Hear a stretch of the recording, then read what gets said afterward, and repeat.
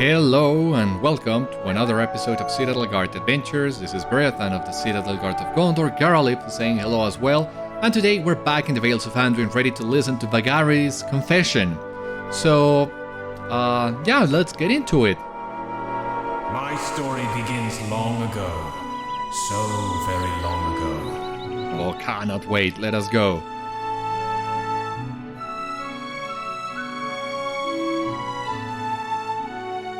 This is my tale.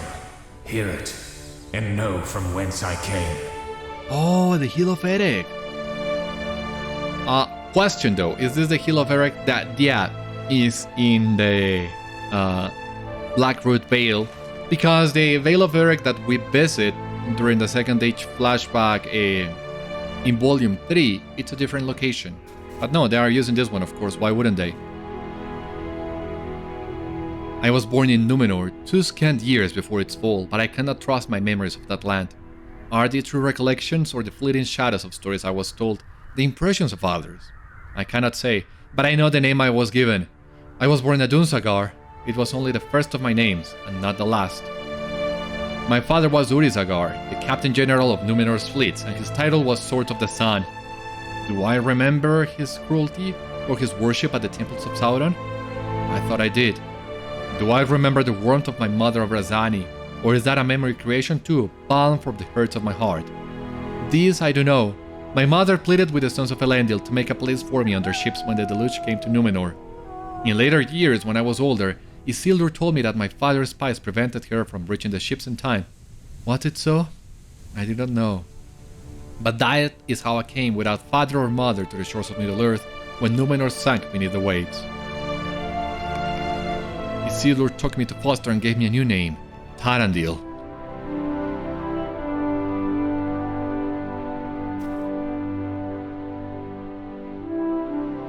I grew up with his sons and they were as brothers to me. By the time I was a man, I had won a number of victories on Isildur's behalf.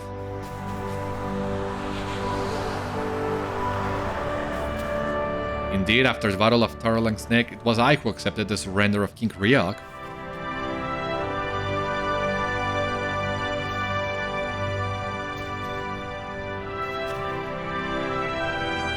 I myself delivered Rioc's axe and spear to Isildur and attended the victory feast with him.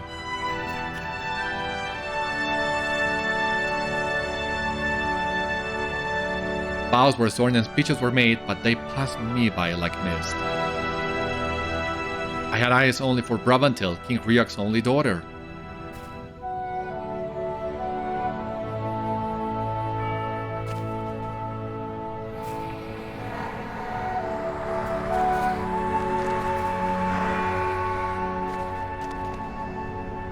I loved her at once, and she loved me, but we cannot speak of it openly.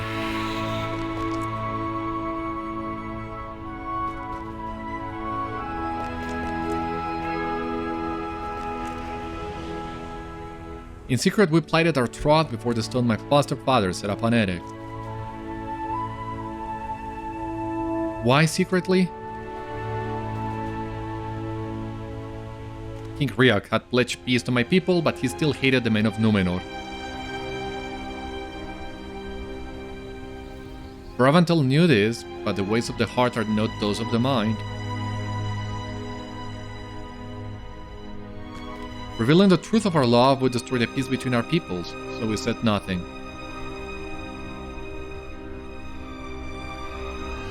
But then Bravantel bore me a son. She named him Heol. Oh, jeez. Ah, no, he's like his father, not like the mother. I don't think that went well. King Rioc was enraged, for he was certain that his grandson had been born a bastard, but Bravantel soothed his ire with reassuring words. She told the king she had been married in secret, not to an invading Númenorian, but to one of his own warriors who had recently been slain in battle with Orcs. Heol was born of that union, she said, and therefore the stain of dishonor could not cling to him. Rioc's anger cooled, and he agreed to raise the boy as his own grandchild. I grieved that my son would not know his true father, but there was nothing I could do. I stole gold from the treasury of Prince Eärnur of Belfalas, and sent as much as could be done secretly to Bravantel to provide for the boy. But then I was summoned back east by my foster father Isildur, for the host of Mordor had come down the valley and overthrown Minas Tirith. Sauron's war had begun, and the king sent word to all their allies that it was time to honor their vows. It was then that Rioc learned the truth. Oh. Heol had been born with blue eyes, uncommon but not unknown among the wild men. Their eyes sometimes did not darken until they reached the age of 2. But Heol's eyes did not darken, and his pale skin and black hair betrayed his Númenórean blood. Rioc confronted Bravantel, threatening to kill her child, and she confessed the truth. She said she had loved the Dunedain, but she would rather die than betray his name. Incensed, Rioc ordered his warriors to set down their spears. He swore eternal enmity with Gondor and declared he was breaking his oath. Oh. The men of the mountain would not fight against Sauron. And so the curse of Isildur was levied against them.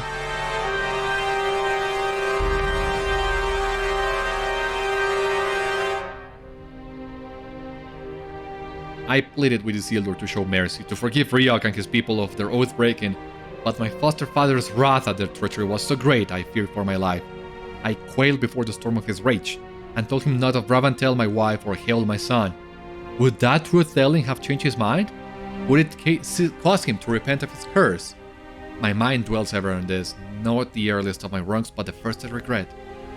I went north with Isildur and my foster brothers to summon aid from Eärnur and from the elves, and every night my heart pleaded with me to speak the truth, and every day the guilt pressed heavily upon me and weighted my lips shut.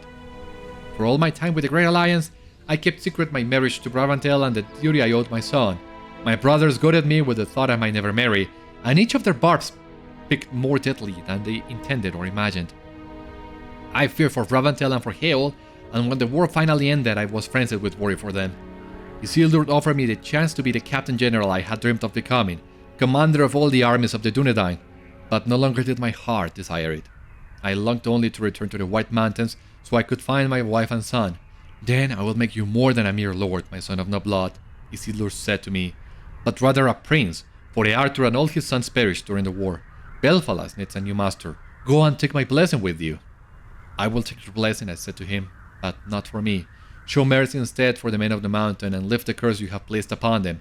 I will bring you their false king's head, and his people shall swear their oath anew. But he refused. Always did Isildur refuse me this one request. I brought desperate search to the Vale of Morthon, but could find no sign of the wild men. Their villages were abandoned, peopled only by bones. The Hill of Erech had become a blighted and fearful place.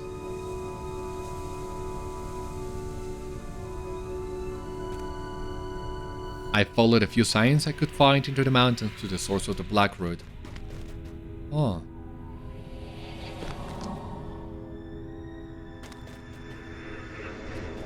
Deep within the darkness of the mountain tunnels, I found that I came too late. The wild men had all died, some had perished by starvation or disease. Others had killed one another or themselves. Rioc lay among them, his own sword buried in his heart. But that was not the worst of it.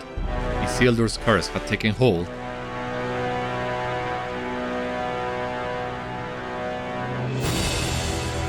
I was chased from those tunnels by the shades of Rioc and his household. From the top of the Hill of Erech, he howled his rage and fury at me.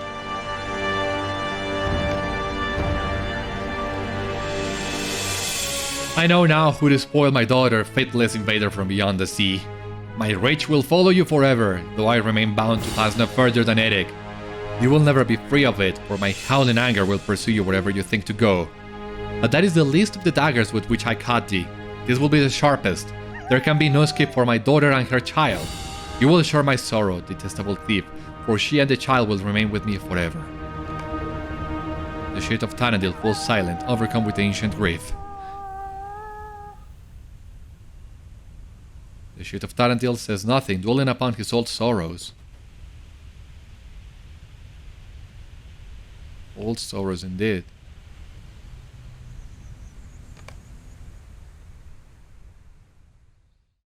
Yeah, remember when we were doing Mordor Besieged and we met Isildur's sons?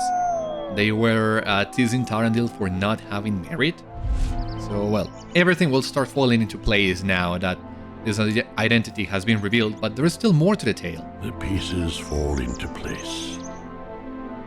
And I begin to see the sad road that brought the shade of Tárandil to this place and this state. Could he have turned away from this curse and prevented the evil he would cause? For I guess at the ending, and it is sorrowful. Still, you must hear it. Tárandil's confession has not yet ended. If he will say more, we must listen. I have more to tell, though it caused me pain. I heed it not, for the wounds run deep.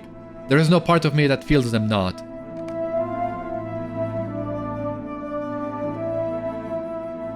Never before had I known such despair. And well, also, Isildur called Tárandil son of no blood, which is the only name he could remember for himself. But what I don't remember right now is if we heard that during our time in Mordor Besieged, that would have been a clue, but I guess they didn't, so as not to spoil this surprise. I remember little of the days and weeks that followed. I wandered in the wilderness, mad with grief for my wife and son, lamenting their doom, an eternity of pitiless unrest. I never came to the halls that awaited me. Belfast was not to be mine, and I cared not. I dreamt my family called to me, their voices drawing me deeper into the wild lands. I know not where trod my feet, uncaring, I grew gaunt and hungry. Somewhere in the wilderness, not far from the site of a past victory that was now wholly meaningless, I found a creature that was known to me, one of 9. It was a Nazgûl of Sauron, I could not escape it. Do I say could not? That is not the right of it. I did not try to escape. Aye, perhaps this Nazgûl could give me the only escape I wanted. I welcomed the cold touch of death, and feared it not.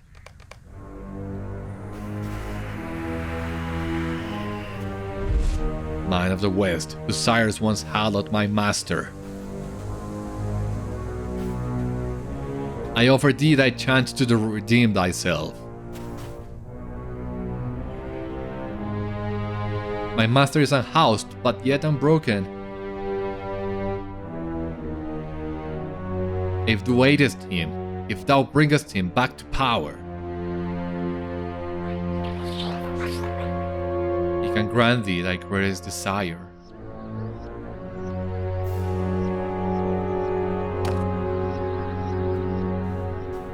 You have come on a fool's errand, Wraith.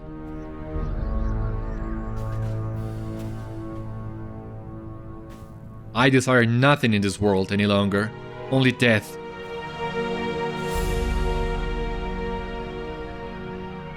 The Master can bestow that gift, but not only for thee. Lend him your aid and he will give it to those you love as well.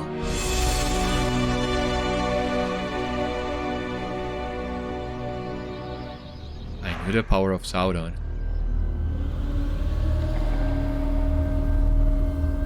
Had it not taken the greatest kings of both elves and men to defeat him?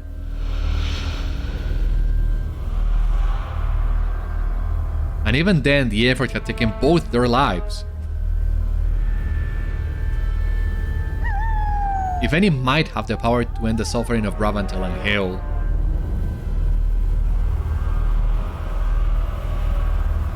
might it be Sauron?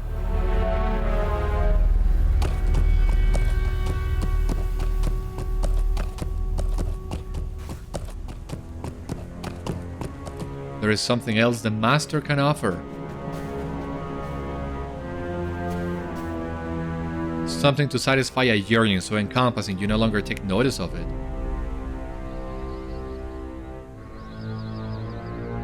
What yearning? Or what? Vengeance against those who deserve it.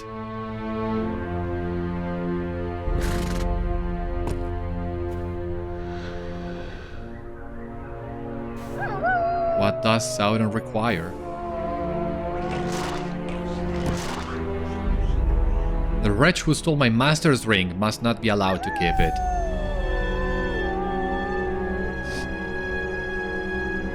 Kill him and bring it to Mordor, and death will be your reward.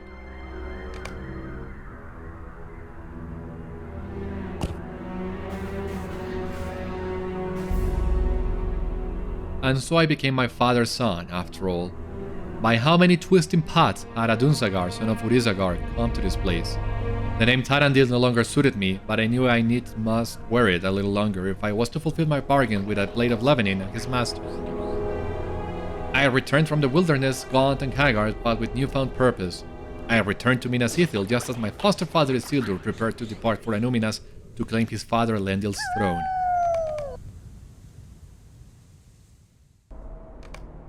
They delighted to see me again, for they feared my death in the wilderness. Tárandil, Meldaran, Ornaher, and Veamakil. Yeah, as I told you, I think I told you, I finished my reading of the Unfinished Tales recently. And I do remember some of the names of the sons of Isildur. Meldaran is Eärnur, and Veamakil, I believe, is Kirion, but I don't remember the name of the middle brother.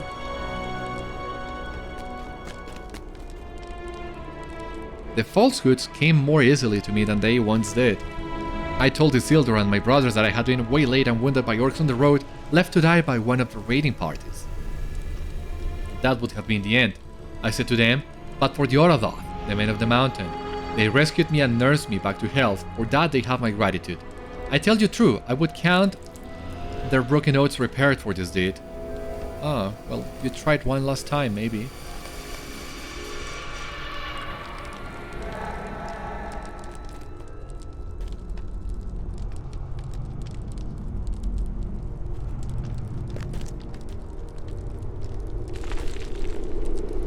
I am glad of their service to you, Tárandil, son of Noblood, but their betrayal remains beyond pardon.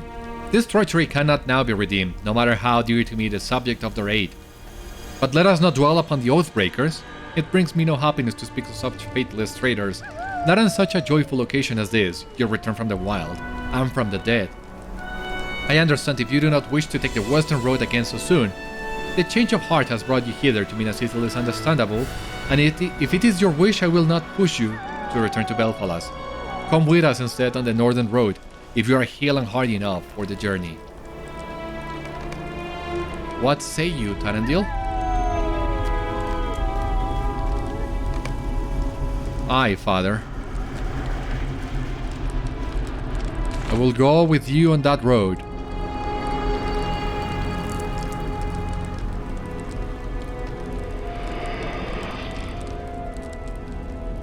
For every step of that journey, I imagined many ways Isildur could die. But I would need to escape with the ring, and he was always surrounded by knights.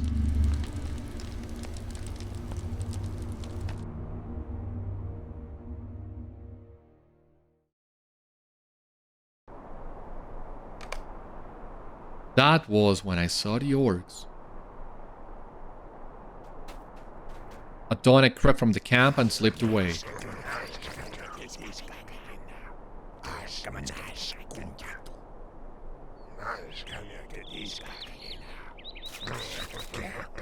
You are more reckless than others of your kind I have slain, but there is something else too. A shadow lies upon you, deeper and darker than that on any orc. Is that why you have given us the marching orders for your band and suggested this plan of attack? It is more detailed than any orcish plan of battle. A feint and a retreat, followed by a finishing attack when their guard is down. I like it. I could kid you right now, foolish one. You have given us the perfect location to surprise your band, trapped between the marshes to their left and the forest to their right. What need do I still have for you? I can name the reason you still live, and it is this only. My curiosity. I want to know why you do this. Why betray your king? Because he deserves death.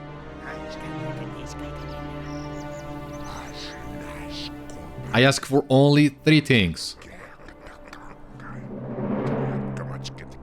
First, my life. Second, escape.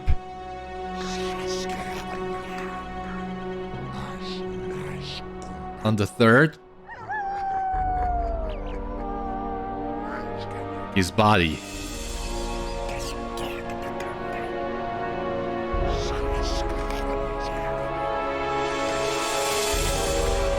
So be it. I will give you these 3 things for which you have asked.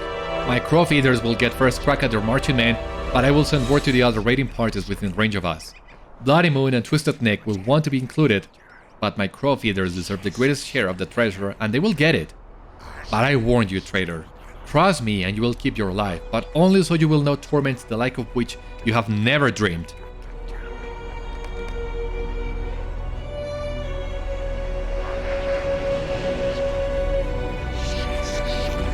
I resolved to stay as near to Isildur as I could without arousing suspicion. When he fell beneath the blade of the Orcs, I needed to ensure I could take the ring from his body before the Orcs seized it for themselves. A traitor sees treachery everywhere, and I did not trust Gurnag. 1 hour after meeting with the crow feeders, I was back at the camp with my sword seated at my side. No one had missed me. My treason remained a secret. Once again, the Shade of Tárandil falls silent. The Shade of Tárandil says nothing.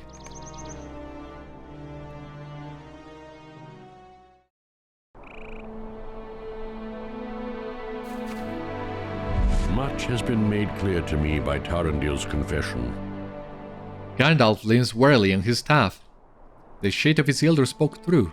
The disaster of the Gladden Fields was no accident. Tárandil's confession draws to its close. We must hear what he has to say, though the ending is known to us.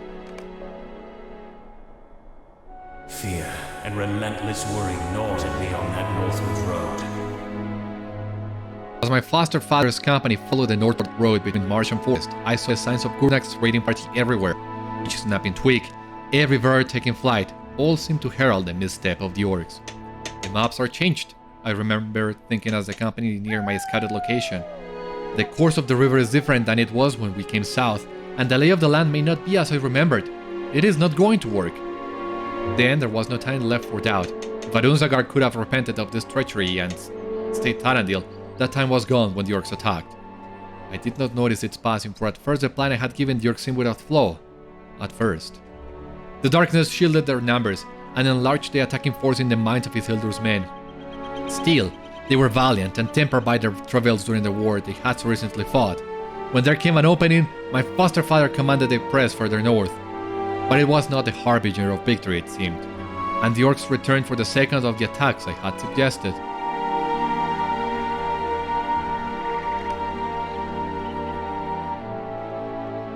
The second attack was more fierce than the first had been.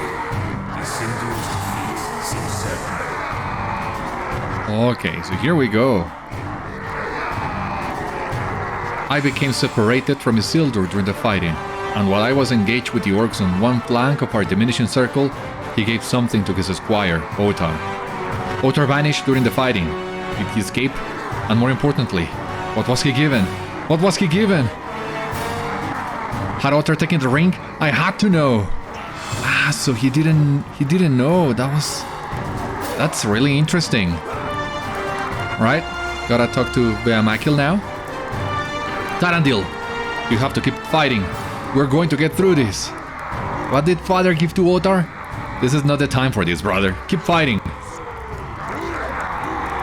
There are too many. Hornahir, no! Tárandil, you have to protect father. Go. Beamakil, I will.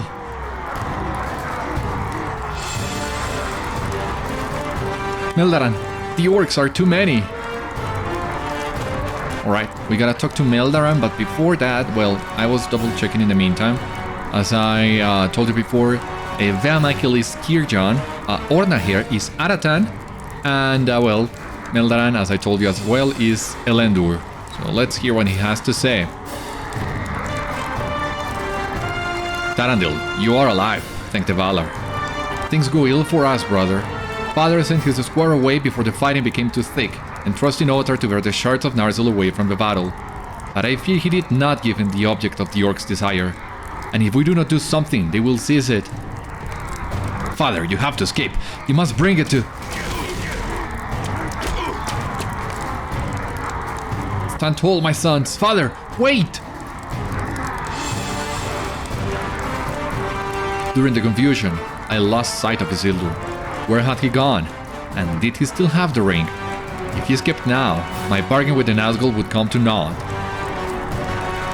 The riverbank. He must have escaped to the riverbank.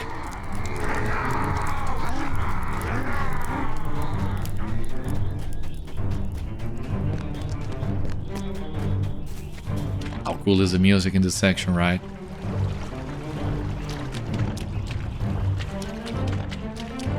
As we look for Isildur on the riverbank of the Gladden Fields. Alright, so take a look at this. We have Isildur's armor and his weapon. So he already escaped, it seems. His armor lay among the reeds, discarded. He must have intended to swim. Isildur swam, and I pursued him.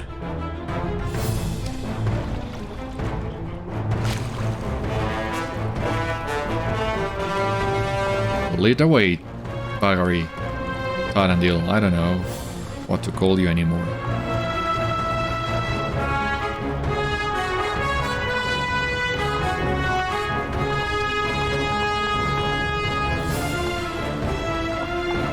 Oh, and it seems he reached them. He reached Isildur. He was able to catch him. I found him at last, but could make no sense of his expression. Mixed pain and elation. What do we have here? I cannot see Isildur's face. So what happens now? Vágari. My muscles ached. The swim had taken its toll on me, and I knew I must rest before attempting the return journey. I would hide among the reeds and wait until the orcs prowling on the distant shore had abandoned their vigil, then I would swim back with my prize. Despite my exhaustion, I had to complete the task I had set for myself. It was time. As tired as I was, as sick in heart and body as a man can be, I had to finish this. Father, do you still have it? Does the ring remain safe?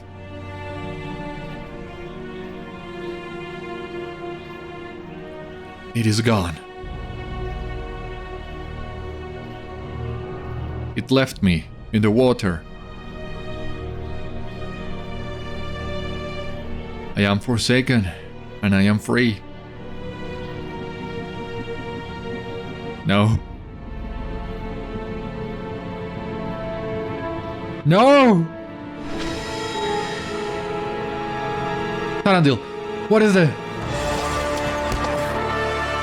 The orcs?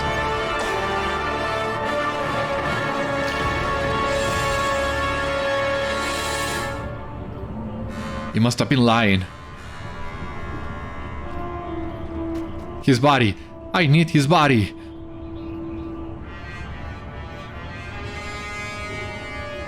I will find it and pry the ring from his dead hand. Curse you, Isildur. Curse you!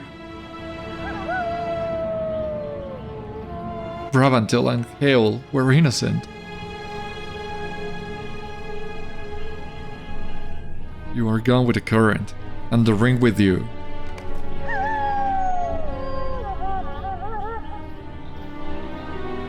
All is lost. All is ashes. 1,000 curses upon you. Without the ring, I cannot fulfill my bond. I cannot save my family. Bravantel, Heol. I tried. I tried. I tried.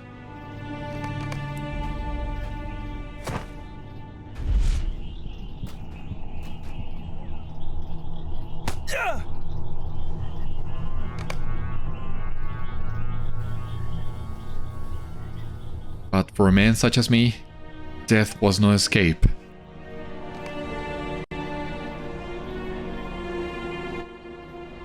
Yeah, it seems Gandalf is getting really affected by this tale, as I am. I mean, you have your heart wrenched when with Vóin's tale and seeing what happened to Eärnur, and now we have this. My dagger cut deeply, and I perished. But although this line of my life had reached its end, I was to have no rest. The oath I swore was to a power far greater and darker than that sworn by Rioc, and it bound me to these cursed fields long past the night my blood was spilled. I searched in vain for Sauron's ring, but my prize was lost, and with it all my hopes. I yielded to my misery, and rage consumed me. So great was my ire that all fled before me, and as the centuries passed, I left behind all memory of my life. All I knew was anger and resentment, and I gave the death that was denied me to all who enter my domain. Orc, elf, or man, no creature was safe from my wrath. But then, amid the confused titles of my memory, one crossed my path who I knew of old. He wore the appearance of an old pilgrim, cloaked in grey, but I knew this vagabond's form hid a greater power. How could he have returned? I confronted him, and my spirit was seared by the heat of the power he kept hidden. Then I was afraid, and fled, but he followed close behind, and cast a spell most cruel. I was banished, by the force of my oath prevented my living. In distress my very being was torn asunder, and I knew no more for long years. But something changed, something far away and yet ever present, and my form coalesced in agony out of the mist. The pain I felt in that moment was worse than every torment I ever experienced, save one. The anguish of losing Bravantel and Heol forevermore. That pain I felt still, and it will never abate. I desired to confess my treachery, and I have done so. There remains but one thing for me. I will seek for my wife and child, for Bravantel and Heol, no matter where they may be. I would suffer any hurt to see them again, and to know their fate, whether it be doom undeterred or rest finally achieved. Do they linger still in this world? I have to know. If I must consign myself to mindless oblivion in the effort, so be it. I face it without fear. Tárandil's form wavers uncertainly, and he addresses Isildur for the last time. Father, I do not seek your pardon. I know it could never be granted, and I would not ask it, but I wanted you to know how sorry I am. I have forgotten so much over the centuries, but that I never lost. That sorrow was always with me, even when all else was emptiness. I do not forgive you, Tárandi, my son not of blood, but of choice. But I think there was a time when these sorrows might have been avoided, had you spoken freely to me in life. I set aside my vengeance. There is no suffering I could impose that you have not inflicted upon yourself. Go in, and endure the punishment you earned, the punishment you created. Be gone.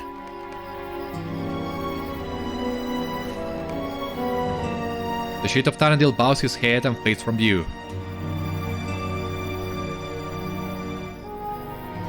Hearing the tale of Tárandil in its fullness fills me with both satisfaction and regret. The first, for the responses in it to questions long unanswered, but the second for my own part in the tale. The evil deeds he performed cannot be excused, but if I had known the full extent of the Shade's story, I might have stayed my hand.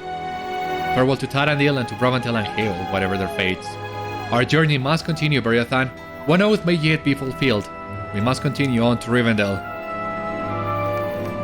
Okay, so there we have it. As we have seen, that explains Tárandil's obsession with the Men of the Mountain that we also saw in Mordor Besieged. Why didn't he took wife? That was also brought up as well. Gandalf and the Shade's encounter. I have a slight recollection of that. From what I remember, it was Gandalf the Grey who did it. But I am not so certain. I guess I would need to revisit the footage, maybe, of our time during the Vales of Anduin and what has Gandalf to say about all this. But yeah, he banished the Shade, but the Shade came back because still bound by the oath swore to Sauron.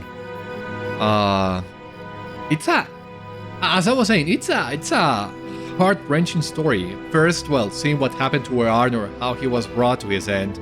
But now, hearing what happened to Tárandil, how he brought Isildur's demise, how it all was born out of love, but a corrupted love.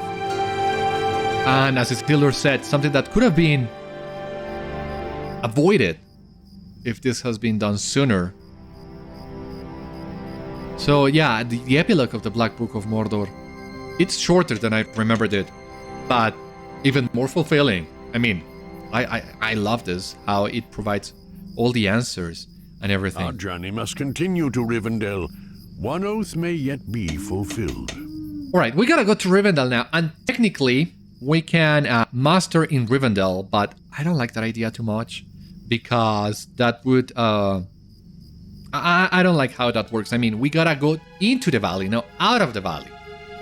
For role-playing purposes, I mean, we are traveling north. We gotta get there first. I want to double check here with the stable masters.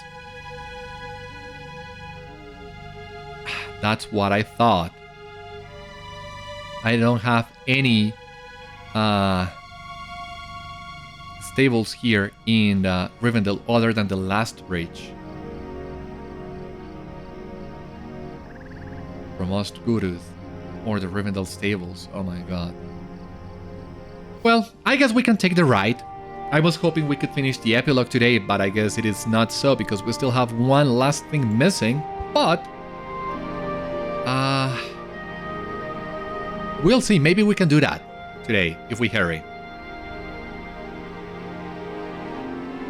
But yeah, I just wanna come to the valley from the high moor for immersion purposes.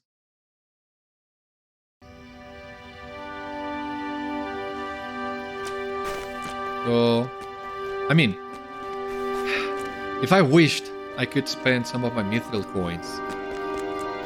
But I don't know if I want to do that. What do you need? Let us go to the last bridge for the time being, and we'll see where do we go from there.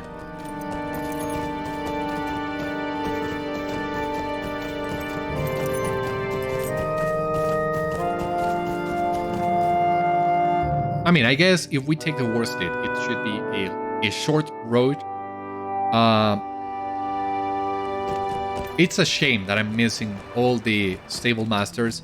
That was something that happened when the Angle of Mithatel was introduced in update 33. Or 32? Update 32, sorry. Update 32, the Angle of Mithatel was introduced, and that erased all progress you had on the Trollshaw stable masters, because otherwise I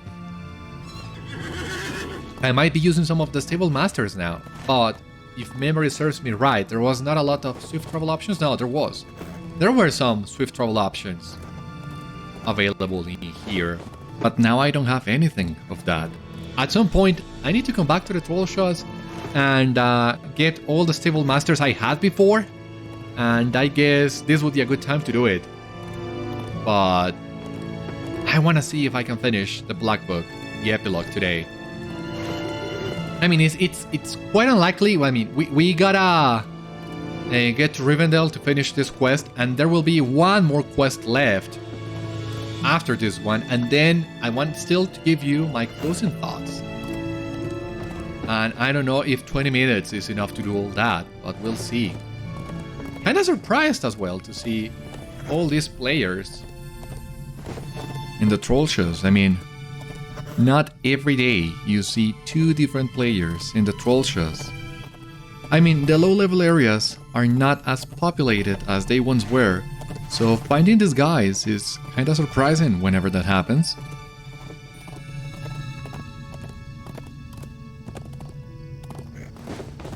I think we might be able to get the stable master at the high moor. There is one, right? A new one. We'll need to wait and see. Well, we're halfway through, basically. Almost. To the Fort of Vóin, so maybe we can do that.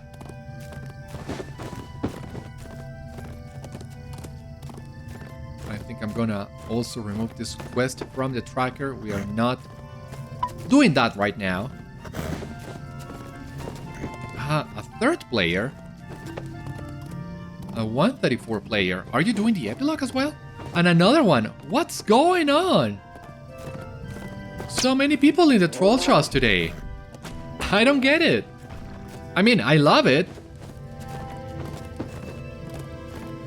It's always good having players in the game spread across all regions. The higher chances for you to get help or just tag along someone, but But I mean, we are 4 players and counting in the troll shows today. That's quite unusual. Well, 5 if you count Beriathan, so... A lot of people in the troll shows today. I don't know if that is something that happened with the angle. I mean, more people doing the troll shows to then proceed further into the angle of Mythatel. Maybe? I don't know. Could be.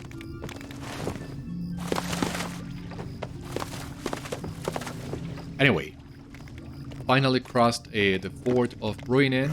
Now here we are in a high moor.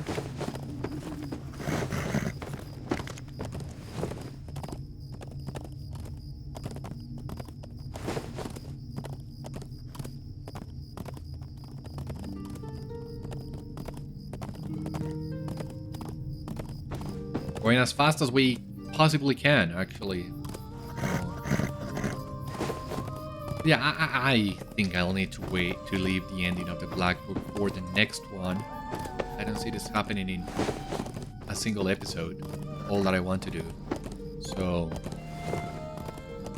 Shame, because this being episode 415 and being released on a Friday, that means the Black Book would have ended on a Friday and I could have started the next thing Greetings on Monday, but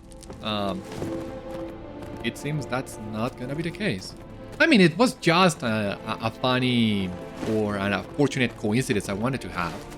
It's not vital by any means. But yeah, the Black Book of Mordor, I think I will need to end on the next episode. But that would also give me the chance, if I can, to do something else. I'm still thinking about it, so I'm not gonna say too much yet, but for the time being, yeah, let us continue to the entrance of the valley. It's been a long time since we entered the valley through this way instead of using any masters. We were level what, 35? Something like that? So now we are 100 levels more than we had that time. We've come a long way. A long, long way.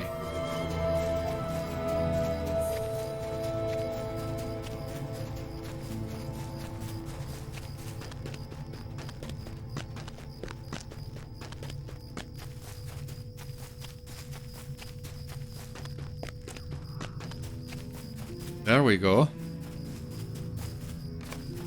The wagon bearing the bones of Isildur has come a long way from Gondor, and so have you. After the passage of so many years, I have come at last to Rivendell, as was my vow. I can now know rest, these long centuries later. Never did I think this day would come. The shade of Isildur wavers before you, shimmering in and out of view. With a great effort, he remains to give you his final words. The tale of Tárandil has stirred something in me, and I can dismiss it no longer. I knew the struggle he faced, the conflict that caused him such distress, and I find I can understand. I do not forgive him, but I understand what caused him to fall. He was my son, not of blood, but a son all the same. Some measure of his wickedness must be traced to me, for was I not the man he would strive to be? The shade of Isildur wavers again, his attachment to Middle-earth made tenuous by fulfillment of his ancient vow. My thoughts torn to Eärnur, Beriathan. Tárandil fell to darkness through the arts of the Blade of Levenin, one of the Nazgûl, and not the greatest, nor the most evil, but the Eärnur fell to the Lord of the Nazgûl himself. Eärnur spoke of the torments he endured in that dark place, and I dismissed them. The blood of my brother Anarion ran through his veins, and I chastened him for not resisting. I cursed him for failure. I, who might have ended the reign of Sauron forever and could not. I regret my words. Eärnur should not be left to rot within Minas Morgul, Beriathan. Did I say he died as Godmog? Nay, he died as Eärnur, descended through many generations from my brother Anarion, who perished on the fields before Barad-dûr. It is my hope that the body of Eärnur will be recovered and given a king's rest. This is my final request, Beriathan. Farewell.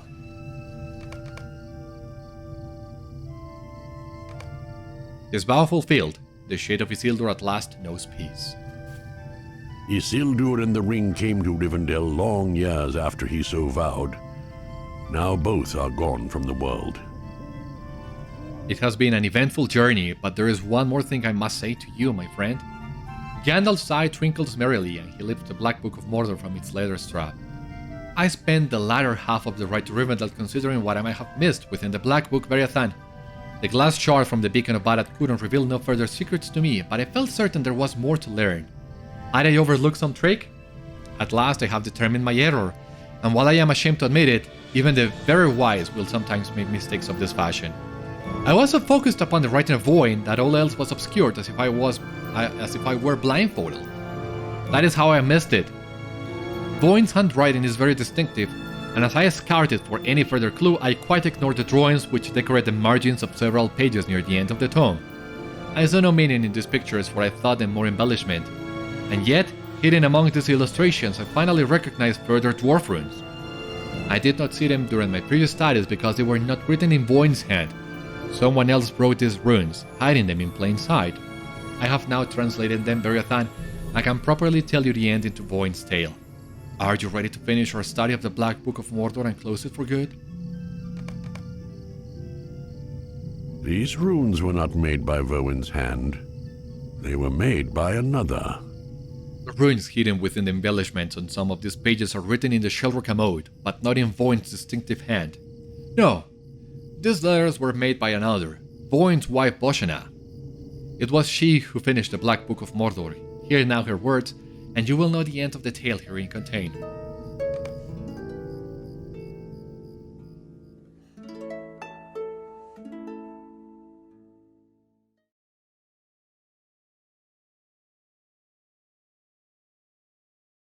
What secrets did she add to the holes of memory? I wonder. And here we have her, Bozhéna, Vóin's wife. Dwarven beard and everything. I mean, certain show has a lot of controversy for dwarven beards. I have not watched it all yet, so not gonna say more on the matter. But let's see what she has to say. I am named Bozhéna, and I am of the Shellrock. I met Vóin, who would be my husband, when I was young, and my beard was but a shadow of what it is today. And I did not count him much of a dwarf. It was only with the passage of years that he earned my love. And now we have a son, Tasco is his name, and already I have filled his ears with the stories of his father's adventures. But he is young, and to him tales are just tales. Ask an old dwarf the tales of her youth, and she may not remember them. So I do not entrust this story to Tasco, though he is dearest to me in all this world, and I will raise him to be all a Shellrock should be. It was Vóin's wish that I'd record the end of his tale in the tome he brought out of Mordor, and this I now do. It was in the year 2051 that Vóin went south in search of his vanished friend, the lost king of Gondor.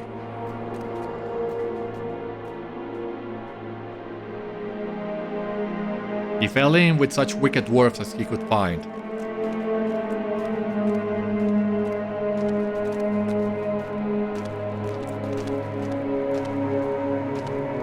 In their company, he made his way past the bounds of Mordor.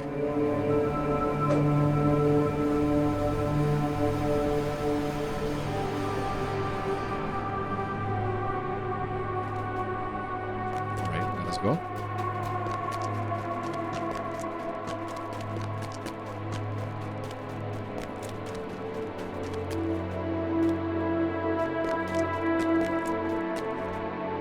For 12 years he remained in Mordor, and when he finally returned he was not the same. The time he spent among such wickedness in the Black Land and the Citadel of Minas Morgul took its toll upon him. No one could have survived such an experience unchanged, but by my beard I say none could have done better than my Vóin. I miss him every day. Ha!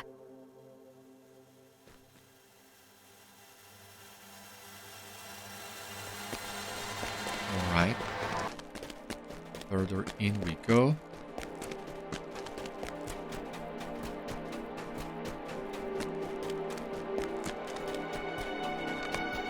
He spent years in Minas Morgul trying to free his friends from a cruel fate.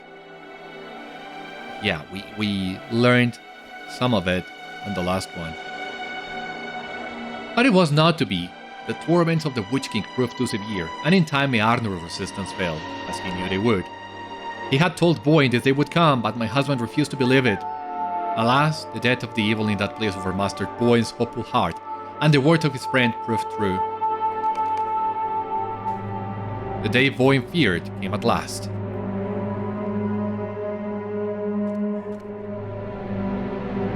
The Witch King's domination was complete.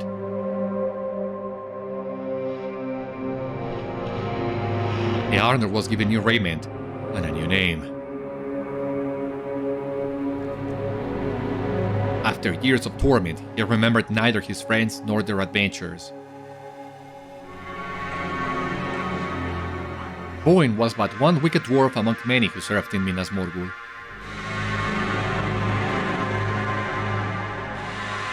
He tried to remind Eärnur of his old life, but it was to no avail.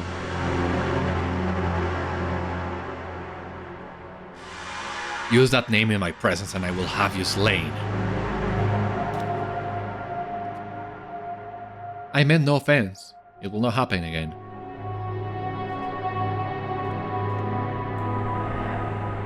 See that it does not. Tell my master I will join him presently at Bard near Naeth. The Mistress of Lamentation has a task for me. Yes, of course.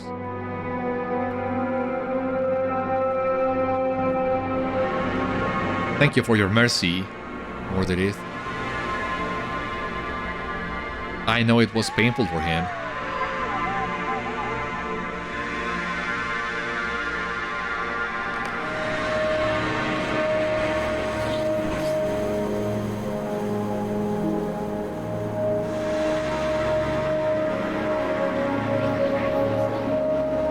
Vóin knew the time had come.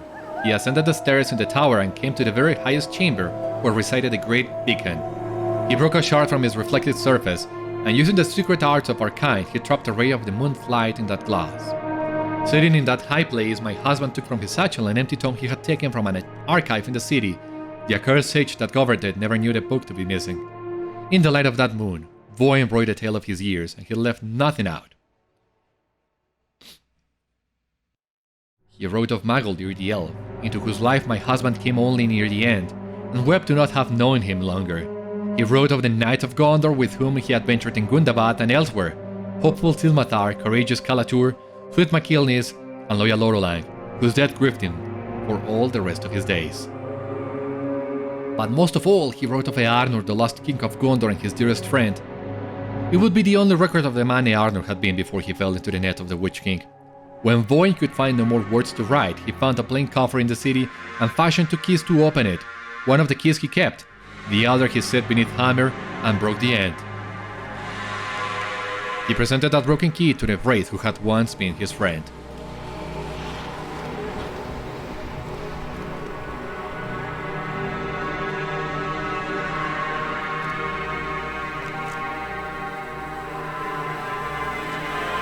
What is this? I need no gifts from Morgul slaves. The gift is not from me. It is from your master. The Lord of the Nazgûl wants you to keep this key on your person.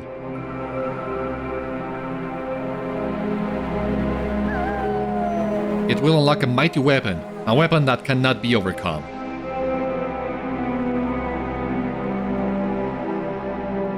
The key is broken. There is not it can unlock. The test of your Nazgûl master are no concern of mine.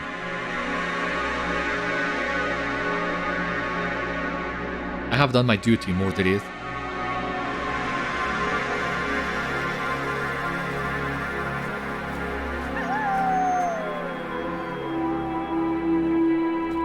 Farewell, I say. Farewell.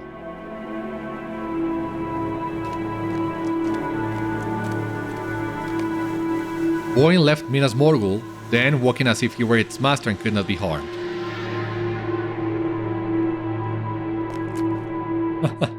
Alright. Vóin is great. Vóin returned home, walking through Mordor as if he were the master of that land. He had no more to fear from it.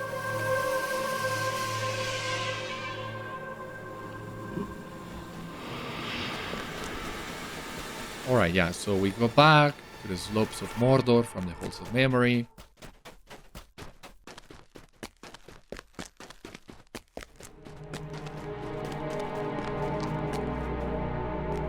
He did not stay in Mordor. After 12 years, my husband returned to me. Even hidden among the margin illustrations in the Black Book, the tone of Bozhéna's writing is as clear as the crystal surface of a mountain lake. I had some questions, she writes.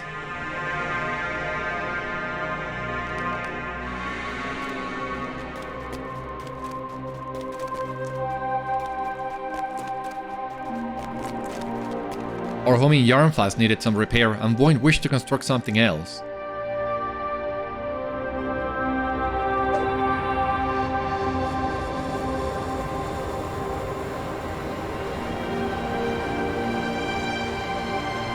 Alright, let us see.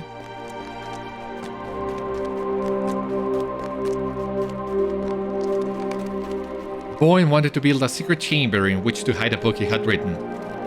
Ah! And this is Tasco, yeah. I guess already has a beard.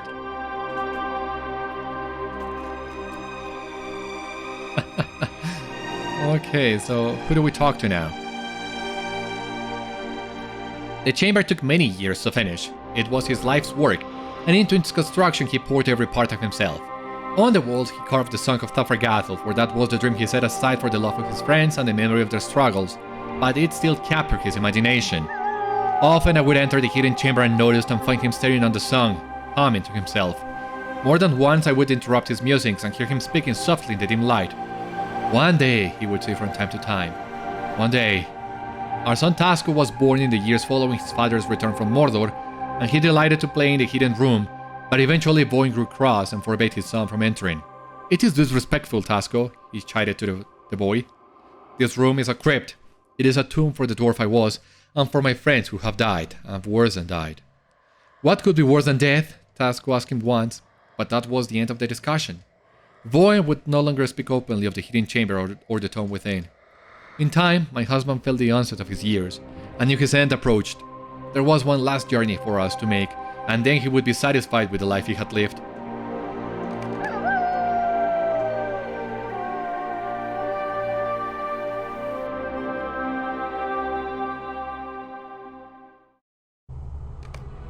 The three of us journeyed westward to the Grey Mountains.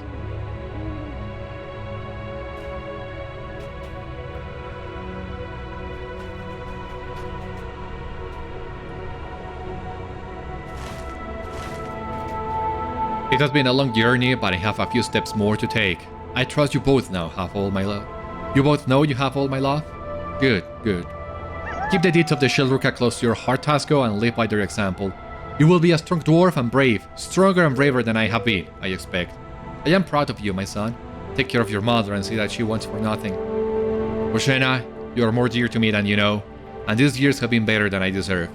Take care of Tasco, and know that I will bear the memories of our time together, whatever these steps take me.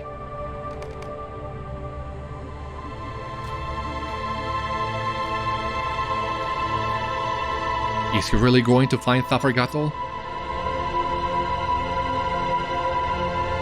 What do you believe, Tasco?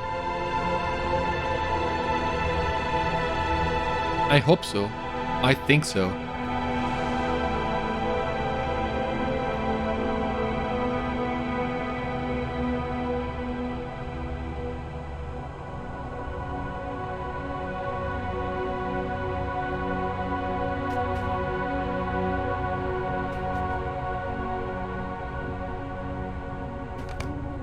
And then he was gone.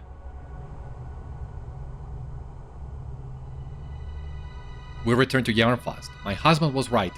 Tasco grew to be a fine, strong dwarf, and as the years passed, he proved an able help to his mother and to the rulers of the Iron Hills.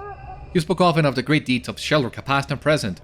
Vóin would have been very proud of his son. I placed the tome my husband had written in the hidden chamber and sealed the door. I entered that secret room less and less often as the years went on, and in time I stopped going inside at all.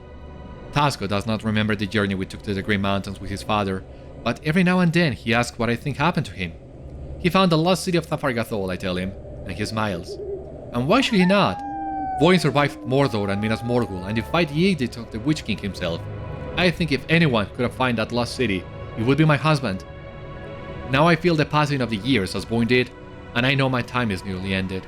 I have come into the hidden chamber one last time, and I will write the conclusion of my husband's story in the manner he wanted. My friends defied evil, he said to me, and I do not want them forgotten. I promise to conclude a tale, and now that I have done so, I will set this book down upon its table and seek the sun my husband carved upon the walls. I will leave the hidden chamber and seal the door, and then I think I will sit for a time and think of Vóin.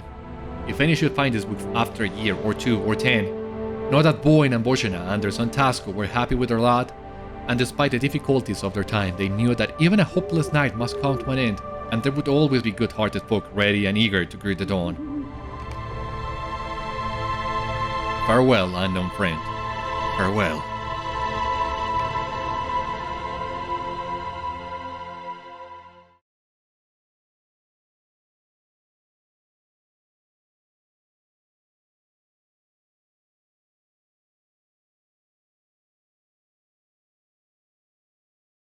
Oh, there you have it. I mean, Vóin's tale is also heart-wrenching. The sadness at the end of his days. I mean, well, the happiness as well with his family and everything. But the bittersweet farewell they had. God, I mean, this epilogue is just a roller coaster of emotions. It takes your heart and it does not let go. I am pleased to know the end of the tale. This is all Bozhéna has to say to us, Beriathan. I am pleased to know the end of the tale. Now, with the departure of Isildur, our business in Rivendell is concluded. Aragorn will have need of us in Gondor, for evil still lurks within Minas Morgul. Reminded of Isildur's last request, you tell Gandalf that the son of Elendil repented of his words concerning Eärnur, and hoped his body might be recovered from Barad-dûr. Gandalf mirthfully raises an eyebrow. It has already been done, Beriathan. Aragorn, that is to say King Elessar, commanded that the Eärnur's body be recovered from Minas Morgul before I began the northward journey to Rivendell. You asked Gandalf the reason behind Elessar's command. Actually, it was quite simple. Eärnur was a king of Gondor, he said to me. He should return to the land he loved, and that loved him. I saw the wisdom in it, and did not gainsay his words. Within the hour, guards of the Citadel were dispatched to Barad-dûr to carry out the king's command. They found the watching stones outside the tower abandoned, and passed within without objection. Eärnur's body was borne from the city and returned to Minas Tirith. He was laid to rest in the tomb of his fathers on the Silent Strait, and at last he knew freedom from the shadows of Mordor and the long reach of Angmar. Gandalf nods thoughtfully and rubs his staff upon the ground. Well, I think that is story enough for one journey. I thank you once again for your company on this long road, my friend, and I shall seek for you when next I have cause. Until then, farewell. Should you have need of me before then, look for me at the lodge of our good friend Grimbeorn, whose hospitality cannot be measured.